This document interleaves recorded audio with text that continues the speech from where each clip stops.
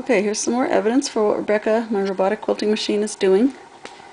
You can see here, let me see if I can zoom in, and you can see she's trying to make a nice straight line, but here, see how it's going squiggly?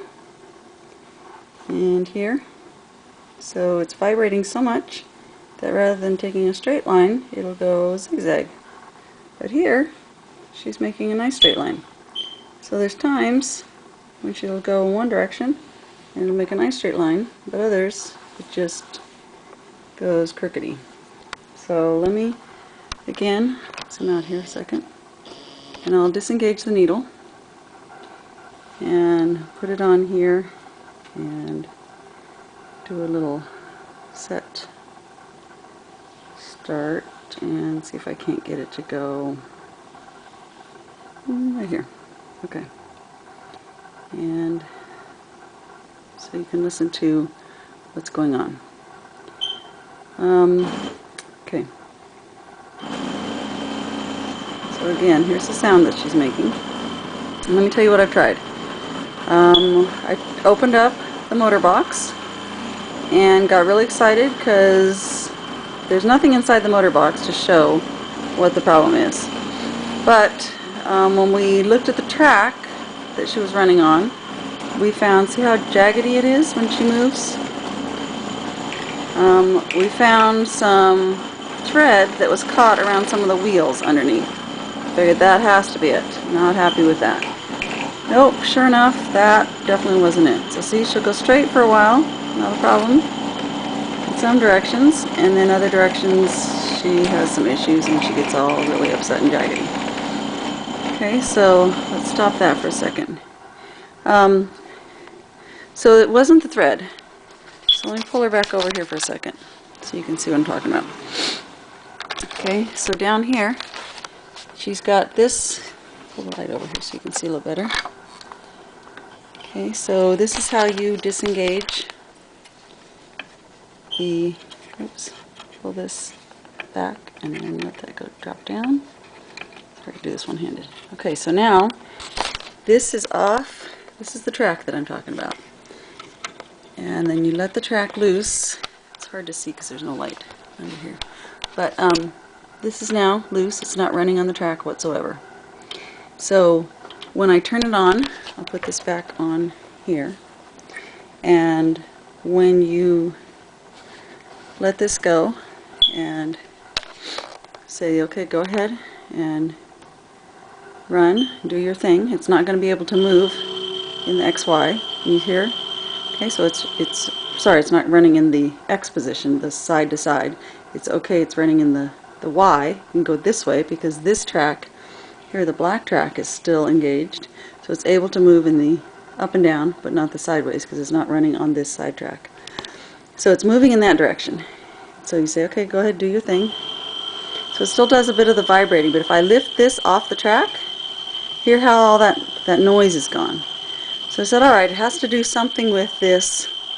This is vibrating. So okay, that's exciting. We've figured out. It's this making all that horrible sound. And when you place it back on there, see how it's making that vibrating sound again? Lift it up, vibrating sound goes away. Okay, great. So we figured out it has to have something to do with this. So this was vibrating a lot.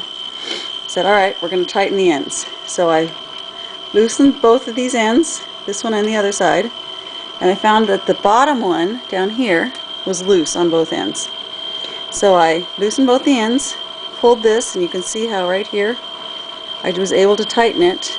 It was at this bump here, and now I was able to tighten it maybe a ½ an inch.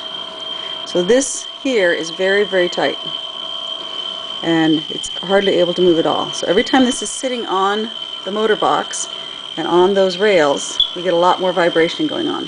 When it's totally, completely off, not touching whatsoever, so it's not the motor box that's making the noise. And if I take this one off, I'm sure I'll get even less of that vibration. So for some reason whatsoever, I don't know, it has something to do with the track making that vibrating sound. Both of the ends are securely attached. They're not moving whatsoever. There's no vibration going on. It's not, I'm sitting on carpet, so it's not like it's vibrating on the floor. when I put this back and I put it underneath, and you can hear that. That's not hooked in yet. And then I engage the track. Now I'm getting that grumbling vibration sound again.